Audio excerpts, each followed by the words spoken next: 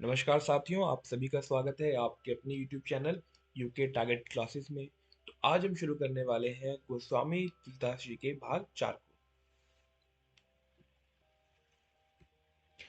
पहला प्रश्न है कि तुलसीदास जी की इस रचना में भक्ति, नीति और प्रेम का समन्वय है। वो रचना कौन सी है? कृष्ण गीतावली, वैराग्य सांदीपनी, पार्वती मंगल या विनय पत्रिका?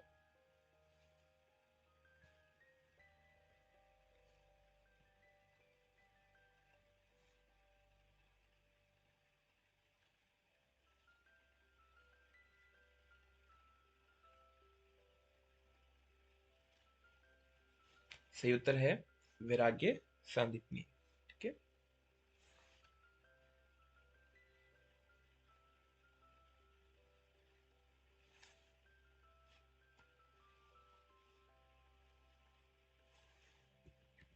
अगला प्रश्न है, गंभीर बीमारी से मुक्ति पाने के लिए तुलसीदास जी ने किस काव्य की रचना की? ऑप्शन है कृष्ण गीतावली, हनुमान बाहुक, पार्वती मंगल या विनय पत्रिका। जो भी आपको सही उत्तर लगे उसे जल्दी से कमेंट सेक्शन में लिखिए। वैसे आपको नाम से थोड़ा सा आइडिया मिल जाएगा।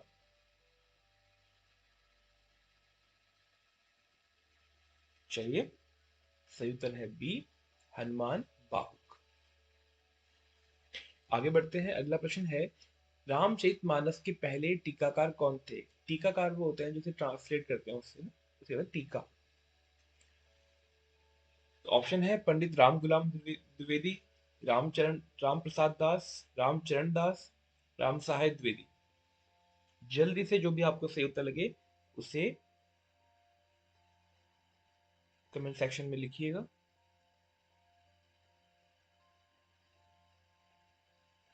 देखिए, जो भी आपके मन में ऑप्शन आता है उसे लिखना बहुत जरूरी है, चाहे आप इसे कॉपी में लिखें। अभी हम ऑनलाइन पढ़ रहे हैं तो आप इसे कमेंट सेक्शन में लिखिए। उससे ये होता है कि चार ऑप्शन में आपके अंदर कॉन्फिडेंस आता है सही ऑप्शन को चुनने का, इसलिए आपको रिस्पॉन्स करना चाहिए। तो चलिए, इसका सही उत्तर है स, रामचरण दास। कौन थे? रामचरण दास। बढ़िया। अगला प्रश्न है, तुलसीदास जी ने रामाख्य प्रश्नावली काव्य की रचना किसके आग्रह पर करी?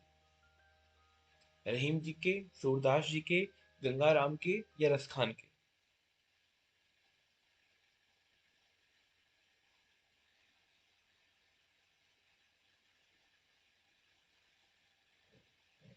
जल्दी से कमेंट सेक्शन में अपना जवाब, पूरा ना लिख पाओ तो आप ऑप्शन भी लिख दीजिए, उतना भी काफी है।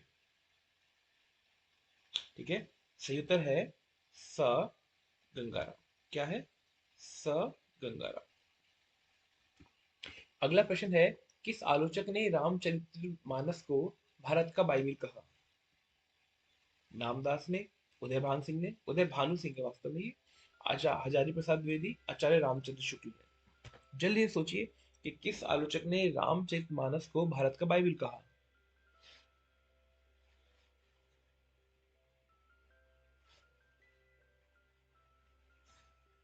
सही उत्तर है सा, हजारी प्रसाद द्विवेदी। ठीक है। तो हजारी प्रसाद द्विवेदी जी ने क्या कहा है इसे? भारत का बाइबिल। आगे बढ़ते हैं। पंक्ति है, केशव कहीं न जाई का कही। पंक्ति तुलसीदास की किस रचना से ली गई है?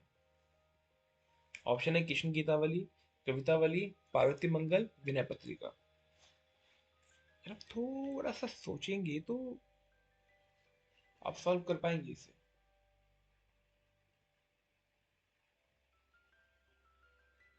ठीक है। सही उत्तर है विनय पत्रिका। अब देखिए, केशव का यहाँ पर नाम आया है तो आपको लगेगा कि नहीं, कृष्ण गीतावली से भी हो सकता है, पर नहीं। यहाँ पर किसके ऊपर है? विनय पत्रिका के संदर्भ में ये कहा गया था। आगे बढ़ते हैं। नया प्रश्न है, गोरख जगायो जोग भगति भगायो लोग। पंक्ति तुलसीदास ने किस रचना में कही है? कृष्ण गीतावली, कवितावली, पार्वती मंगल या विनय पत्रिका?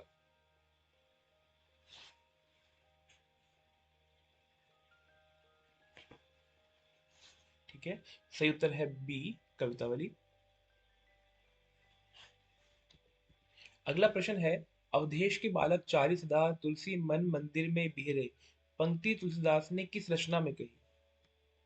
ऑप्शन है कृष्ण गीतावली, कवितावली, पार्वती मंगल या विनय पत्रिका।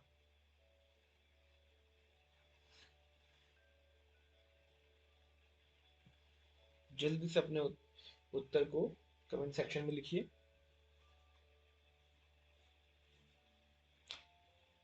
ठीक है, इसका सही उत्तर है बी, कवितावली। अगला प्रश्न है, राम को रूप निहारा जानकी कंगन के नग परछाई, तो पंक्ति तुलसीदास की किस रचना से ली गई है? ऑप्शन है कृष्ण गीतावली, कवितावली, पार्वती मंगल या विनय पत्रिका।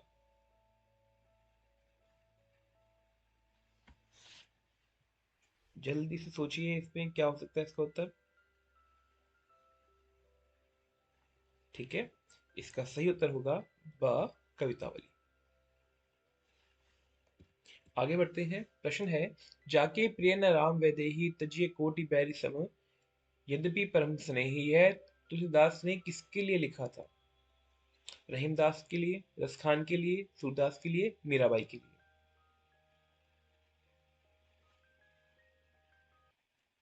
ठीक है, जल्दी से अपने उत्तर को कमेंट सेक्शन पे लिखिए। बहुत बढ़िया, ऑप्शन है द, मीराबाई। ये प्रश्न मीराबाई के जो हमने वीडियो बनाई थी उसमें भी आया है। आगे बढ़ते हैं। अगला प्रश्न है, जाके प्रिय न राम विदेही तजिए कोटि बैरी सम, यद्यपि परम स्नेही, यह पंक्ति तुलसीदास ने किस रचना में ली थी? ऑप्शन है कृष्ण गीतावली, हनुमान बाहु, पार्वती मंगल या विनय पत्रिका।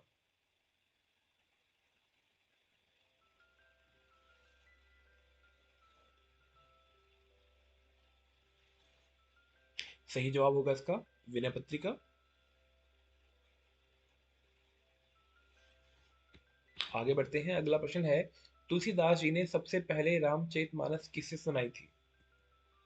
रहीमदास को, रसखान को, सूरदास को, मीराबाई को।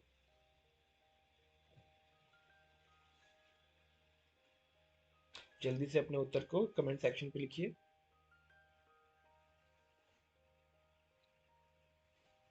बहुत अच्छे, सही उत्तर है रसखान को। ठीक है, तो रसखान को इन्होंने क्या किया था? रामचरितमानस सबसे पहले सुनाई थी। अगला प्रश्न है, सगुनी अगुनहि कुछ नहीं भेदा पंक्ति किस रचयिता की है? रामानंद, कबीर, तुलसी, दारूदयाल। जल्दी से अपने उत्तर को कमेंट सेक्शन पे लिखिए। बहुत बढ़िया, सही उत्तर है तुलसीदास। आगे बढ़ते हैं। अगला प्रश्न है, हनुमान द्वारा सीता के माध्यम से राम को पत्र भेजने का उल्लेख किस रचना में आता है? रामचरितमानस, विनय पत्रिका, रामाज्ञा प्रश्न या कवितावली।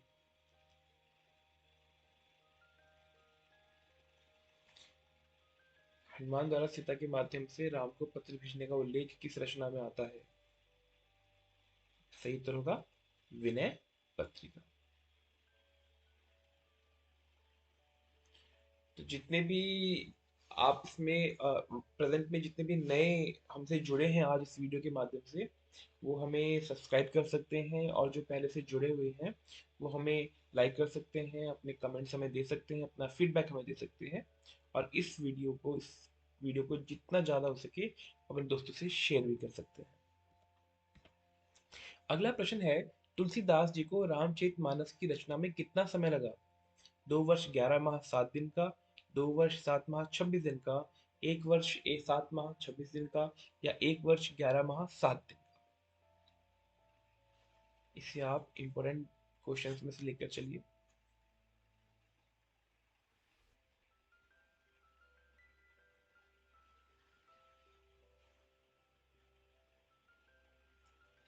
जल्दी से जल्दी सोचिए। चलिए, इसका सही उत्तर है ब,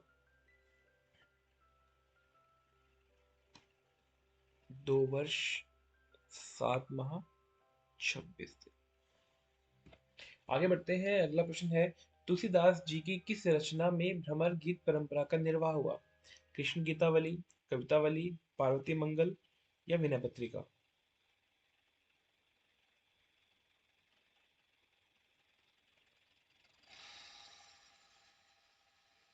जल्दी से अपने उत्तर को लिखिए। सही उत्तर है अ, कृष्ण गीतावली। सही उत्तर है अ, कृष्ण गीतावली। अगला प्रश्न है, राम के जनेऊ संस्कार से संबंधित रचना कौन सी है? कृष्ण गीतावली, रामलला नहशु, पार्वती मंगल या विनय पत्रिका? आपको ऑप्शन से ही आइडिया लग जाएगा इसका।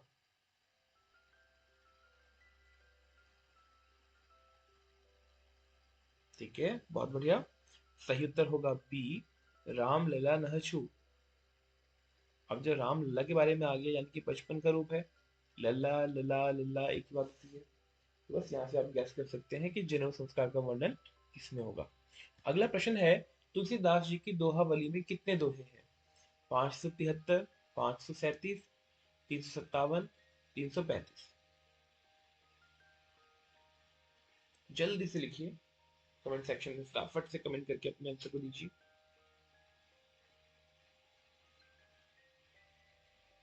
चलिए, इसका सही उत्तर है 573।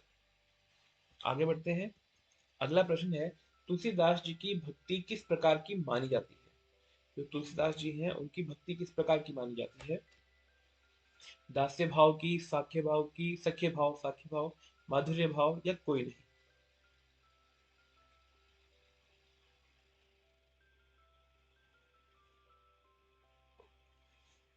बहुत बढ़िया। सही उत्तर है अ, दास्य भाव। जब हम स्वयं को दास मानकर आराधना करते हैं अपने इष्ट की, उसे दास्य भाव की भक्ति कहा जाता है। आगे बढ़ते हैं। राम गीतावली की रचना तुलसीदास ने कब की थी? ऑप्शन है 1571 ईस्वी में, 1573 ईस्वी में, 1574 ईस्वी में, 1575 ईस्वी में?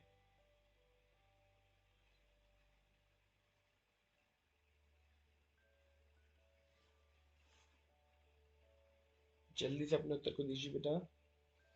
चलिए, आगे बढ़ते हैं। उत्तर है 1571 ईस्वी। राम गीतावली में कितने पद हैं? 61, 328, 379 और 300? जल्दी से बताइए।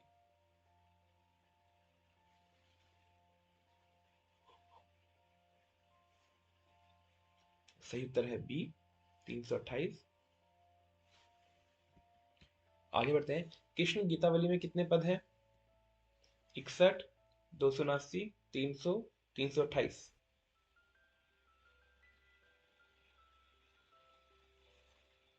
जल्दी से अपने उत्तर को लिखिए बेटा। चलिए आगे बढ़ते हैं। सही उत्तर है 61। अगला प्रश्न है, कृष्ण गीतावली की रचना कब हुई थी? 1571 ईस्वी में, 1573 ईस्वी में, 1574 ईस्वी में, 1575 ईस्वी में?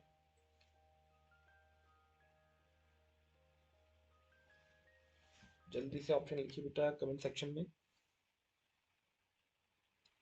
चलिए, सही उत्तर है अ, 1571 ईस्वी। आगे बढ़ते हैं। विनय पत्रिका की रचना कब हुई थी? 1571, 1573, 1574, 1582?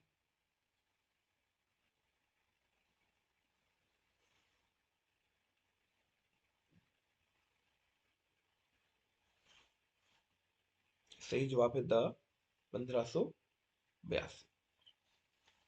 आगे बढ़ते हैं। अगला प्रश्न है, पार्वती मंगल काव्य की रचना किस भाषा में हुई? ब्रिज भाषा में, खड़ी बोली में, अवधी भाषा में, राजस्थानी में?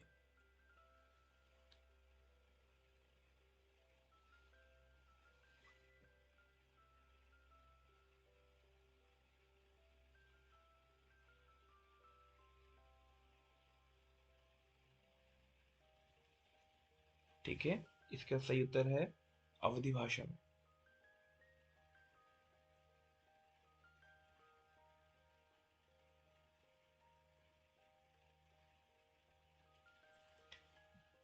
अगर आपको अगर आपको ये वीडियो अच्छी लग रही है और आप चाहते हैं आगे भी भविष्य में आपको ऐसी वीडियो मिलती रहें, तो आप चैनल को सब्सक्राइब कीजिए, आप उसे लाइक कीजिए, कमेंट कीजिए। देखिए, हमारे इस चैनल का उद्देश्य ही यही है कि हम आपको अभ्यास करवाएं। हम आपको हर किताब से हर तरह के प्रश्न आपके सामने रखेंगे और ऑप्शंस के साथ आपको अभ्यास कराएंगे। प्रैक्टिस प्रैक्टिस पे हमारा पूरा जोर है। हमें पता है आपने कई सारे कोर्स लिए होंगे या फिर आप स्वाध्याय भी कर रहे होंगे। जब तक आप प्रैक्टिस नहीं करेंगे, जब तक आप अभ्यास नहीं करेंगे, तब तक किसी भी सफलता को पाना बहुत ही कठिन होता है। तो अभ्यास के लिए हमने इन वीडियोस को आपके सामने लेकर आए हैं और आगे भी भविष्य में आपको ऐसी वीडियोस में मिलती रहेगी।